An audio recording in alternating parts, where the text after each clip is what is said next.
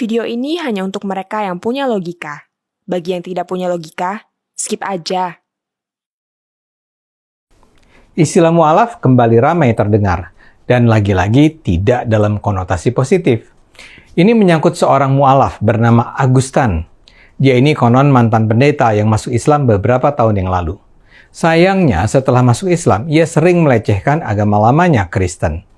Dan kali ini tindakannya sudah sangat keterlaluan. Dia membuat video yang seolah menantang Tuhan. Agus menyatakan ingin bereksperimen. Dia bilang, apa yang akan terjadi pada dirinya ya kalau dia meletakkan Alkitab di pantatnya? Bukan itu saja, dia juga kentut di depan Alkitab. Dia bilang dia ingin tahu apakah Tuhan akan menghukumnya. Apakah dia akan mati dalam waktu 1 bulan, tanyanya. Yang dilakukan Agus jelas-jelas adalah penghinaan tiada tara. Dengan melakukan itu, dia agaknya ingin mengatakan bahwa Alkitab bukan ciptaan Tuhan. Logika dia, kalau Alkitab memang ciptaan Tuhan, pasti Tuhan akan marah kalau Alkitab dikentuti. Karena itu, dia seolah menantang Tuhan. Kenapa Agus melakukan itu? Nggak jelas juga sih. Salah satu versi mengatakan bahwa Agus sebenarnya hanya sedang merespons pernyataan seorang pemeluk Kristen yang menghina Islam. Jadi ini semacam balas dendam. Saya tidak bisa melacak pernyataan pemeluk Kristen mana yang membuat Agus sampai merasa harus menghina kitab suci umat Kristen itu. Yang jelas, Agus dengan sengaja menghina Kristen. Tapi yang menarik adalah apa yang terjadi kemudian. Tiba-tiba saja tersiar kabar bahwa Agus sakit keras. Ada berbagai video yang menunjukkan bagaimana Agus terbaring dalam kondisi tak berdaya di rumahnya. Dari tanda-tanda fisiknya, ia seperti terkena stroke. Sebagian orang dengan sinis bilang, jangankan sebulan, baru beberapa hari saja setelah ia mengumumkan penghinaannya terhadap Alkitab, ia sudah terkena stroke. Pertanyaannya, apakah memang sakitnya Agus terjadi karena sikap menantangnya itu?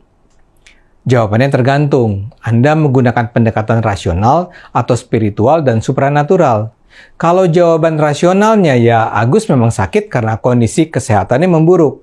Kabarnya ini bukan pertama kali dia terkena stroke. Setahun lalu pun dia sudah menderita semacam tanda-tanda stroke. Agus sendiri terkenal sebagai pekerja keras yang seringkali tidak cukup istirahat. Dalam videonya dia juga bercerita tentang nasihat dokter yang memintanya untuk tidak memaksakan diri. Orang yang sudah terkena stroke kan memang bisa berulang stroke-nya kalau dia tidak menjaga diri. Jadi ya normal-normal saja. Tapi kita juga bisa melihatnya dari sisi spiritual, hubungan dengan Tuhan.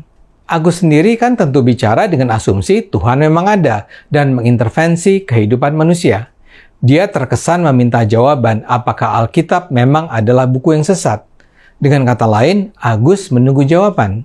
Agus memang memberi tantangan yang lebih dramatis. Kalau Tuhan tidak berkenan, maka matikanlah Agus dalam 30 hari. Ternyata, Tuhan yang dipercaya Agus tidak mengambil nyawanya. Tapi Tuhan memberi jawaban, kalau bukan peringatan. Mungkin bukan hukuman, tapi peringatan. Tentu saja ini multitafsir. Tapi salah satu peringatan yang masuk akal adalah Tuhan tidak suka kalau Alkitab dilecehkan seperti itu. Dan ini tentunya bisa menjadi peringatan penting bagi Agus dan para mu'alaf lainnya. Ya ini penting karena Agustan memang sering menghina Kristen. Dia misalnya menyebut pemeluk Kristen sebagai penyembah bani kolor, penyembah bangkai. Dia mengatakan otak orang Kristen senantiasa error. Dia bilang sebaik-baiknya umat Kristen, mereka tidak lebih dari babi haram dan anjing-anjing pincang. Dia bahkan menganggap orang-orang Kristen yang misalnya merana karena tidak boleh mendirikan gereja, sebenarnya hanya playing victim untuk membangkitkan simpati. Dia juga menyatakan orang-orang Islam yang membela orang Kristen adalah orang somplak. Jadi di dalam hatinya memang ada kebencian terhadap umat Kristen. Dan kalau sekarang dia terkena stroke setelah menghina Alkitab, itu saya percaya adalah peringatan yang memang datang dari Tuhan. Agus selayaknya sadar bahwa Tuhan ingin memberitahu sesuatu. Apakah ini berdampak pada cara Agustan berdakwah? Saya harapkan begitu. Masalahnya memang ada begitu banyak mu'alaf yang terkenal karena menjelek-jelekan agama lamanya, terutama Kristen. Salah seorang yang paling terkenal adalah Yahya Waloni. Sebagaimana Agus, Yahya juga mengaku mantan pendeta. Omongannya baru bisa direm setelah ia sempat dipenjara 5 bulan karena penghinaannya terhadap Kristen. Atau juga Ustazah Irena Handono. Dia mengaku mantan biarawati.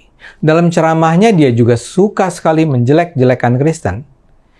Para mu'alaf semacam ini adalah kumpulan orang-orang yang membahayakan persaudaraan kita sebagai satu bangsa.